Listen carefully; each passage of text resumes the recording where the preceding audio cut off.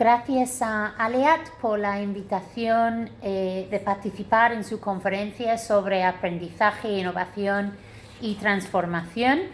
Estamos aquí en Qatar, encantados de poder estar con ustedes, por lo menos por medio de grabación. Yo soy Samantha Way Jenkins y trabajo en Durham School for Girls. Y yo soy Vanessa Jane Way, and I'm the principal of Durham School for Girls. And I'm going to be speaking in English, and Sam's going to be speaking in Spanish and Spanglish. So thank you very much. Vamos a empezar a poner un poco de contexto dentro de lo que es nuestra entrevista y vamos a ir desde lo que es el punto de vista macro al micro. Vamos a empezar hablando de Qatar en general y después nuestro proyecto aquí en Qatar con Durham School for Girls. Pues Qatar es un país en el Oriente Medio, frontera con Arabia Saudí.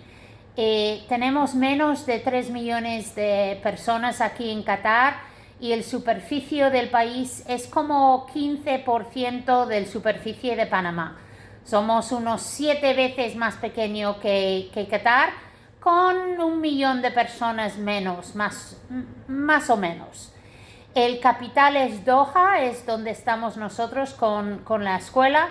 Religión musulmán y las lenguas que se hablan aquí son inglés y árabe, obviamente. Es un país rico debido a reservas naturales de gas y de petróleo y la verdad es que dentro de lo que son sus presupuestos anuales gastan aproximadamente 9% de su presupuesto global en educación.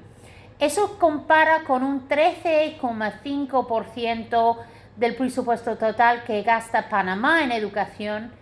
La diferencia es que en términos reales de dólares, el 9% del presupuesto de Qatar significa 4 veces más en dólares en educación comparado con Panamá. Aquí se gasta unos 4.000 millones y en Panamá unos 1,6 creo que es. Así que eso significa que 4 veces más en términos de dinero y además 7 veces más por cápita. ¿Okay? Una de las asociaciones más importantes respecto a innovación y educación aquí en Qatar se llama Qatar Foundation. Es una organización sin fines de lucro formado por más de 50 entidades que trabajan en educación, investigación y desarrollo comunitario.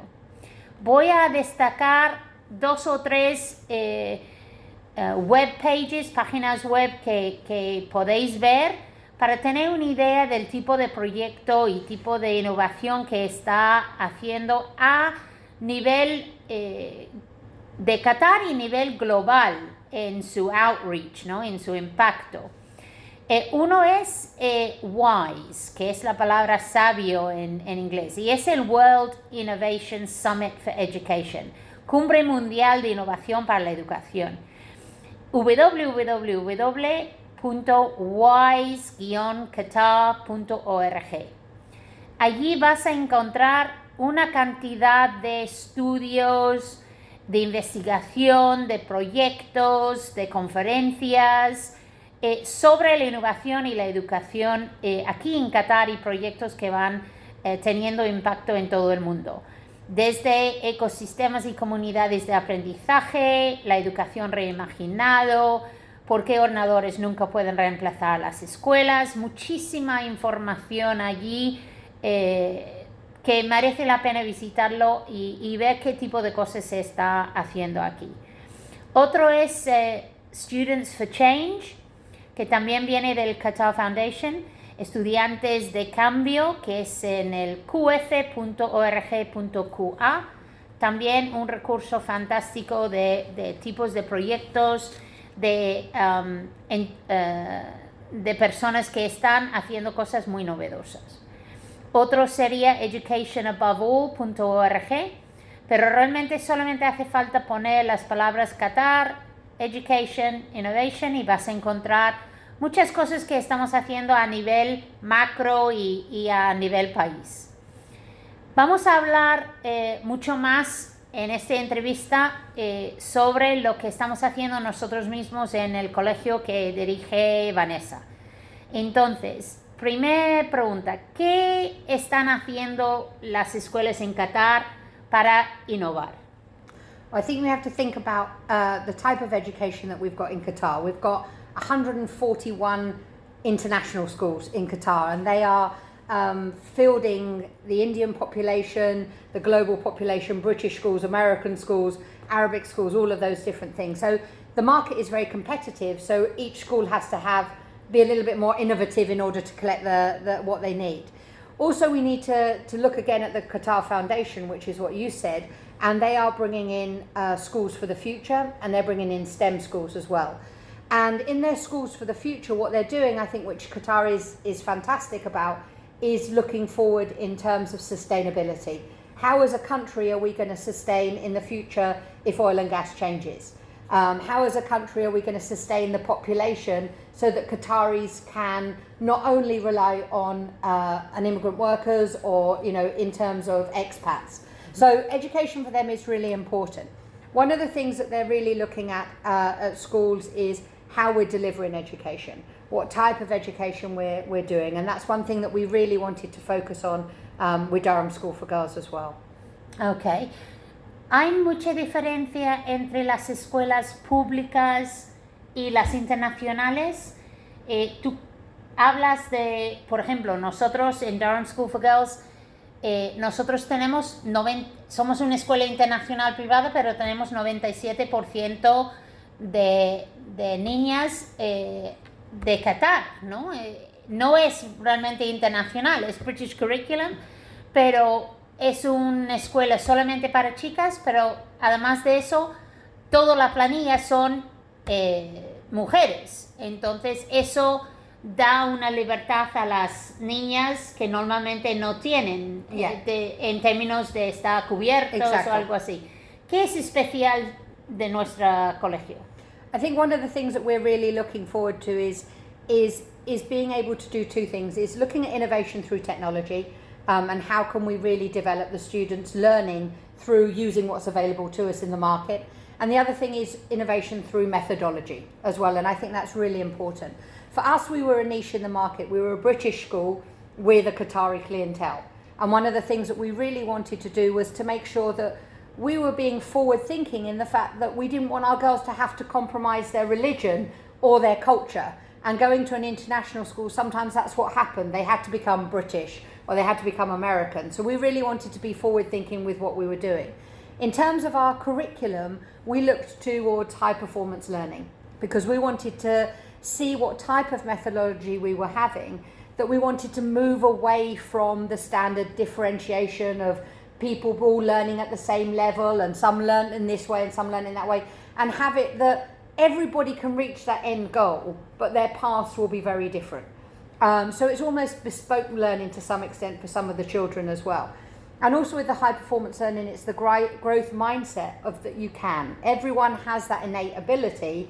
It's just that we need to nurture it in different ways in order for them to get there.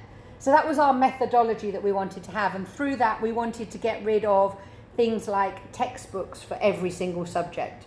There's a lot of schools here in Qatar that follow the British curriculum or follow the American curriculum, and it's very much page 1 on a Monday, page 2 on a Tuesday. We didn't have textbooks. We've got some textbooks for things like a maths scheme that we're using, but for secondary, where we had to have textbooks, we wanted to look online for the textbooks. So as opposed to having a standard text, we have the online version because, again, we have to think about the cultural differences.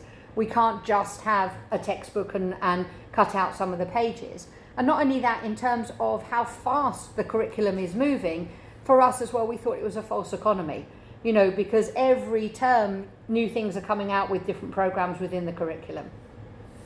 Yo creo que también es importante recordar que la visión del colegio estaba en línea con lo que es una visión 2030 que viene de Qatar. Lo que tú decías de tenemos que estar preparando para el futuro. Yeah. No estás preparando a un niño una niña de 6 años No. para hoy, porque ella no va a estar en el mundo del trabajo hasta 15 años. ¿no? Exactly. And I think that's what the schools of the future are looking at, and we've taken on that vision as well, is, you know, what skills do our girls need in 15 years' time? You know, what are these children that are coming to us now, what are they actually going to need when they graduate? What jobs are going to be available for them when they graduate? What sort of future are they entering into? And we rest on 600 years of tradition in Durham School, but we also need to make sure that we're producing the girls that are ready for that future as well. And I think that's hugely important. ¿Qué tipo de currículum tienes ahora y cuáles son las diferencias entre cuando tú y yo fuimos al colegio, por ejemplo? I think for us, especially when we were at school, I mean, we're dinosaurs, but when we were at school, it was very much learning for an exam, and it was that outcome that you were merited on. Even now in the British system, we still have the exams at the end of it, but we want to make sure that the girls are more skill-based learners. We want them to be innovative thinkers. We want them to be inquiry-based learners as well, and critical thinkers, as opposed to being fed knowledge. When we were at school, we used to have to rely on the encyclopedia. Now they've got Google. You know, anything is possible to find at any point in time. You know, we used to wait for a letter. They now have instant gratification because they can call somebody in China, or we can do a conference in Panama, you know, and so those sorts of things are changing very much, and those skill sets are changing very quickly. Our little ones, you know, swipe a tablet before they even think about what they're talking about, you know, and that's where we've come on board very closely with Microsoft Teams as well. We wanted to be a Microsoft school anyway. And then with the pandemic, we've had to accelerate that program even more. And Microsoft have developed their programs even quicker to make sure that we're delivering what we need to be able to deliver when the children are at home or at school or hybrid learning, but also even just in the classroom. And I think that this period of time of being in the pandemic has taught us how we can use more technology, how we can be more innovative with how we're teaching children, and think outside the box a little bit more. Sí, yo siempre estoy alucinada de ir a lo que son EYFS 1, que son los de 3, 4 años, y están aprendiendo programming para ordenadores a 3 y 4 años. Eso para programar animales, de ir a través de un trayectoria o algo así. También estamos dando robótica, el gaming, el web design, todas estas cosas que antes no estaban en el currículum, que ahora mismo son parte no solamente de lo que es el IT, sino parte de muchos de las asignaturas tienen aspectos de design, de programming, robotics, mechatronics. Todo ese tipo de cosas, ¿no? I mean, I think now, you know, people used to give a presentation, and we're expecting our 7 and 8 year olds to give a presentation online, you know, and they come up with the graphics themselves, they come up with animation themselves, they come up with all of these different things that I have no idea how they do, you know, and they are using this as part of their everyday life. And I think for us, having a team, a very young team, has really helped us come into play, because for them it is part of their culture, it is part of their everyday learning as teachers. So they're much more forward thinking and fast thinking in that respect. And we use our student body as well to help us develop that, because again, it's the children that are finding things out a lot more quicker than we are as adults, you know. So let's play upon that, let's be forward thinking in that way, and let the children do it. So through our senior leadership team of our student council, we actually have a component for ICT, innovation and ICT and things like that. And our head girl, we took part in a world summit for Microsoft, and our head girl was chosen to be the first student intern for Microsoft in this region. She's 14 and she's got an internship with Microsoft. You know, that's unheard of, you know, which is so amazing, and what an opportunity for the children of today, you know, which is what we're looking for. Yo sé que hemos tenido todos en todo el mundo de tener que adaptar a la pandemia, aquí en Qatar hemos tenido varios escenarios desde el total lockdown donde no se podían asistir a clase y estaban 100% en línea. Ahora mismo estamos en una situación, estamos en un sistema híbrido, que significa que podemos tener 50% de los niños en el colegio en un día dado, ¿no? Entonces están en ciclos de 2 semanas. Las niñas vienen, o mitad de la clase vienen durante 2 semanas, durante una semana. Después se van en línea. Exacto. Después vuelven ese grupo a clase. Exacto. Pero entiendo que cuando se dan las clases, se imparten las clases a los que están online y los que están en el colegio a la vez. Yes. ¿Cómo se hace eso? Okay, so what we did was we've done hybrid learning. So what the children do is they access their learning at home live, the same as the children were in school. So what we wanted to try and do was to create the school environment for the children at home as much as possible, especially with our upper primary, because we felt that was really, really important. So what we've done is, as the teachers are teaching, we're very lucky in the respect that we've got the technology. So we have an interactive whiteboard at the front, we have our cameras on our computers where the teachers are presenting, and we often sometimes have a camera in the room as well that is presenting what the children are doing at the same time. So when the children are at home, they feel that they're in the classroom. We put the children from home up on the interactive whiteboard, so the children in the class can still see their friends, they can still be part of the class, and the children at home can still see the children in the class as well, because we felt that that was really important, especially for group learning. And with the older ones, we also do breakout rooms as well. And sometimes the breakout rooms can involve not just the children at home, but the children in the classroom with the children at home in a Microsoft Team breakout room, so that they are getting that group work, that collaboration work that we felt that we were really missing when the children were at home. Okay. Entonces, todas las aulas tienen whiteboard, tenéis cámaras adicionales, usan tablets, usan... Most of the classes do, yeah. We often have, it depends on the classes whether we have 2 cameras in the room or 1, depending on what the teacher's doing. Normally for lower primary we have 2 cameras because the teachers jump about a bit, you know, especially because we use things like Talk for Writing and, you know, so they're doing lots of actions and songs and things like that. For seniors, we normally only have 1 camera in the room because all of the seniors have their own tablet. So even if you're at home or at school, you're accessing the lesson partly by the tablet as well. So again, you can do the breakout sessions. And one of the things that we were really looking into is how do we record what they're doing? Because again, we had this huge mixture of, are they uploading into Teams? Are they photocopying it and sending a photo on their camera? Are they scanning it? Are we waiting to bring the books back? You know, all of these logistics, we suddenly had to be a little bit more logical and think outside the box. Entonces, ¿habéis tenido que como cambiar las normas de cómo se da la clase, pero también cómo entregan los niños sus deberes o el trabajo que hacen en clase? Entonces, ¿aceptan un WhatsApp con los deberes o qué? Yeah, definitely. I think that WhatsApp has become our best friend to some extent, and also on the Microsoft we've got a chat.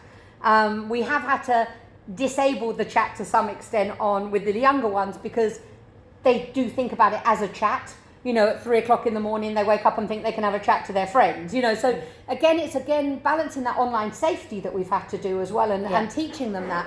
But yeah, WhatsApp has become a norm, which is quite interesting. I've never worked in a school before where every parent and every senior student has my WhatsApp.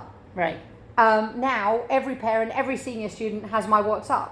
And, you know, you'll get students not abusing it at all because it's become norm. I think, you know, when it becomes something that is so sort of like, oh, it's exciting, everyone wants to abuse it. But because it's now become norm and they know that it's a communication tool the same as make an appointment to come to my office, they use it as a day-to-day. Mm-hmm. ¿Qué roles en particular piensan que son necesarios para asegurar que una escuela innova?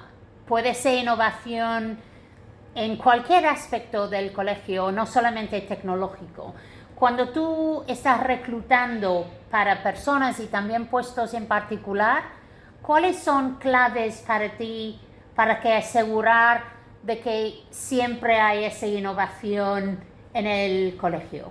I think the biggest thing is the vision. I think you've got to have that methodology and that vision really clearly, and everyone's got to buy into it.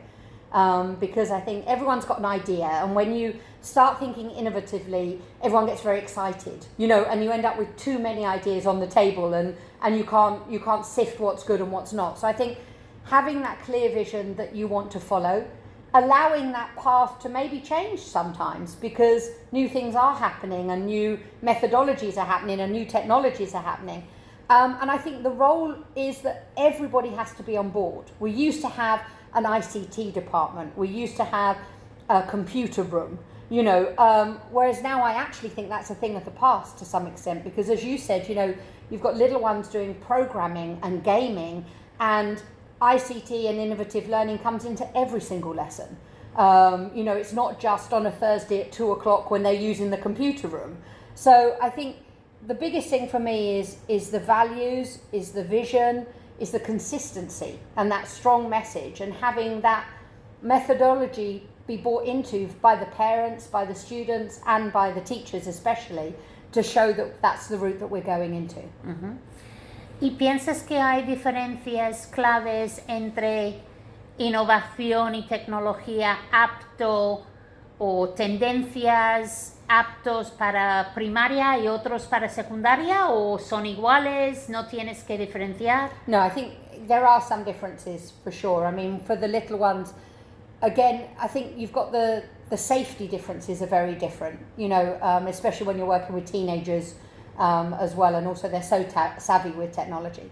But I think in terms of the little ones, we wanted to have a much more holistic approach to learning. We wanted to have a much more practical approach to learning. And again, because we are a school that didn't have the exercise books, and you know, when we went online, we had to really think outside the box of how we were going to continue with that, you know, which was important. And that meant maybe recording lessons outside in the garden, you know, maybe the teachers took their cameras with them on journeys and did cooking at home. We had children cooking in their kitchens and sending in videos together, you know, so we could still keep that practical learning. For the secondary, we're moving forward with technology, especially with our sixth form. So for our sixth form, we are actually joining with State University of New York, and we're offering a form of learning where it's live, but it's online. It's live in New York and live for us here in Doha, but it's through a computer system. So our students here in Durham will be able to have transferable credits to universities through the State University of New York, and take classes with a professor in New York live time. And with the technology, the SureLight technology, they can actually have the interaction as if they were in a classroom. It's mind-blowing, but I definitely think that could be a way of the future for lots of schools, especially remote schools. Yeah, okay. ¿Qué recomendaciones darías a otros en posiciones similares a ti sobre la implementación de cosas? Porque como has dicho, en el mercado hay 1000 cosas que dicen que esto te va a resolver X duda, o te va a subir las notas de los alumnos. Hay muchas cosas allí. ¿Cómo eliges en qué deberías invertir en términos de innovación y en tecnología, que también puede ser, claro, has dicho que tenéis muchos ordenadores para los alumnos, tenéis interactive whiteboards en todas las aulas, tenéis laptops, cámaras, videocámaras, todo Microsoft Teams, todo. Y además de eso, estáis inscritos a programas, lo que has dicho, de High Performance Learning y otros esquemas que hacéis para matemáticas, o todos los e-texts para secundaria. El presupuesto, aunque sea en una escuela privada, tiene límite. Absolutely, absolutely. Entonces, ¿cómo eliges en qué deberías invertir para el mejor de tus profesores, tus alumnos Yeah. y para el futuro del colegio. I think it's to really pick 2 or 3 core things going to bring you through, you know, and see what they can offer. I mean, we chose something like Microsoft Teams because we knew it was consistent, but it was also continually adapting to the future, you know, and that offers training, that offers development, you know, all of those sorts of things came with that package. And I think it's, as you say, it's very easy as well for people to suddenly to get swayed by something bright and shiny, you know, and we've got to remember that we as people are the ones that are innovative. It's not just everything around us. So I would say, you know, make sure that you know where you want to go, your A to B. And in that A to B, choose 2 or 3 things that you want to really focus on. One thing for methodology and bring everybody on board. One thing for, you know, the development of the child and bring everybody on board. And do it bit by bit, because as soon as you can't run before you can walk, you know, and this is moving very, very fast. And suddenly you can end up moving so fast that you actually don't achieve anything, you know. So sometimes you've just got to say to everybody, stop, you know, just stop. We are going to do this. And I know that there is something bigger and better and brighter and shinier, but we as people are going to drive this forward. And the things that we're going to buy into is going to enhance that. Right. You know, and I think that's what's really important is all of these technologies are amazing, and we're very, very fortunate in Durham that we can jump on that and grab some of those. But I think at the end of the day, it's the leadership and the drive of the leadership team and the ability for everybody to jump on board and drive with that program that's going to get you with that innovative learning. Those technologies will come, you know, Right. as and when you can have it. And sometimes by the time you can afford one, it's changed and we've moved on to another thing. Right. But it's actually the team and the vision that is the consistency. ¿Y cómo haces que el equipo en sí innova? ¿Cómo haces que las ideas fluyen, se comparten, que yo hago algo que tú has pensado aunque no estoy convencido? Yeah. ¿Cómo haces que la escuela como entidad, como el grupo de personas, no solamente académicos, sino también los de administración, los de Parents, seguridad, los padres, Yeah. ¿cómo haces de que se mueven en la misma dirección y que se nutren entre sí? Yeah. I think for me, the biggest thing is understanding why we're doing it. And I think that comes down to that communication and that training. For me, that's the most important thing, because people are very swayed by anything that's new and glossy, but understanding why and the impact of what that's going to have on the students' learning or on the children's future, everybody's got to really understand what part they play in that, and then that's when you can move it forward. Because if people haven't bought into that, if people don't understand why we're learning in that way, if people don't understand why we're moving forward in that way, then you're not going to move anybody forward, you know. So you've got to bring those people on board, and that comes down to sharing vision, but it also comes down to listening to people as well. Because as I said, you know, you've got your A to B. How you get there sometimes might alter a little bit, and that's talking to the parents. You know, we changed from when we first started in lockdown, we had Zoom. We then changed to Microsoft Teams because in actual fact, Zoom was so complicated for them, you know, and we were having troubles with logins and all of that sort of thing, you know, so we listened to them. And even though at that time Zoom offered more features and probably was more innovative in their projection of the lessons, we needed to bring those parents on board because we were reliant on them to move that learning forward. So I think it does come down to everybody understanding why we're doing this. You know, why are we a high performance learning school? Why have we done Teams? Why are we teaching the children in this way? And then once they understand that why and they begin to see the results as that takes momentum, people want to be on board. Si yo digo la educación nunca va a volver a ser lo que era antes de COVID, ¿Estarías de acuerdo o no? ¿Y crees que va a ser mejor o peor? What's the future going to be like? So yeah, so you know, COVID has given us a lot of changes in how Yeah. we do things. Do you think we'll ever go back to how we were before? And how do you see, for example, Durham School for Girls in 2 years' time? How will we be learning? I think that we've learnt so much from this time. I think it has given us a kick up the pants, so to say, you know, and we're doing things that we didn't even think that we were going to be doing for another 3 or 4 years in our development plan. I also think it's really shown us how quickly children can adapt, and how as adults we're probably slower in that adaptation. And so that's something that we need to keep pushing and keep doing, because the children have adapted so well to that, you know, and I think that if we don't learn from this experience and build from this experience, it's a missed opportunity. You know, we are so now much forward in terms of how we're using online learning. We're now, you know, speaking with our sister school in Durham more than we ever did. You know, we were used to wait for them to come and visit. Well, now we're having meetings every week, you know, and the children are beginning to talk to the children.